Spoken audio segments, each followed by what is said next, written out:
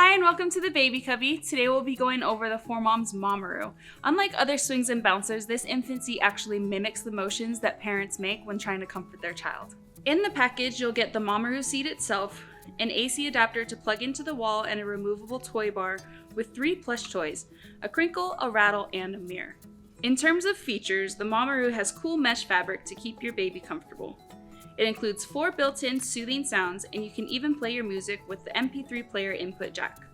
The mamaRoo is Bluetooth enabled, so you can control the motion, sound, speed, and volume all from your phone. The seat reclines to multiple positions to allow your baby to lie back and relax or sit up and play. It has 5 speeds and 5 unique motions: car ride,